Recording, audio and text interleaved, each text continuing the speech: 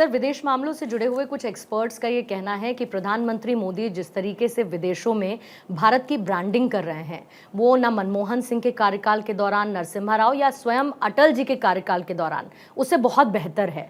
क्या आप भी इस आकलन से सहमत हैं? Absolutely correct. पिछले कई वर्षों से विदेशों में भारत की जो ब्रांडिंग है, इंटरनेशनल ब्रांडिंग है, वो केवल और केवल नरेंद्र मोदी के कारण है। नरेंद्र मोदी के ऑरा, उनके रुतबे, उनका आभा मंडल उसके कारण से है। और एक बड़ा कारण ये है कि नरेंद्र मोदी एक ग्लोबल लीडर हैं, जबकि मनमोहन सिंह, नरसिम्हा राव या अटल जी एक ग्लोबल लीडर नहीं थे। अटल जी लोकप्रिय थे, ग्लोबल लीडर नहीं थे। नरेंद्र मोदी ग्लोबल लीडर हैं। और अगर उस ढंग से देखा जाए तो आज जो नरेंद्र मोदी की लोकप्रियता है वो अटल जी से भी ज़्यादा है। जहाँ तक ब्रांडिंग का प्रश्न है, आजकल कई बड़े देश ब्रांडिंग का काम इंटरनेशनल कंपनीज़ को देने लगे हैं।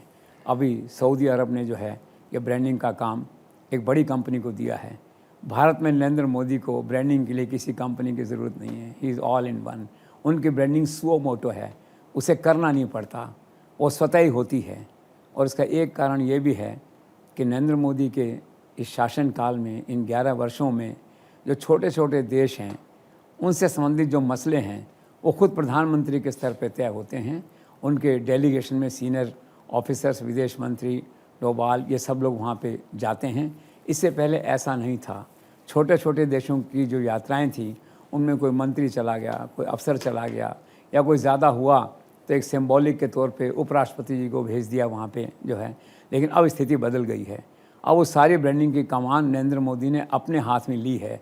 और इसी का परिणाम ये है कि एक कंपोजिट इंटरनेशनल ब्रांडिंग आज भारत की जो है उसका पूरा का पूरा श्रेय आज अगर नरेंद्र मोदी को दिया जाए तो कोई अतिशयोक्ति नहीं होगी।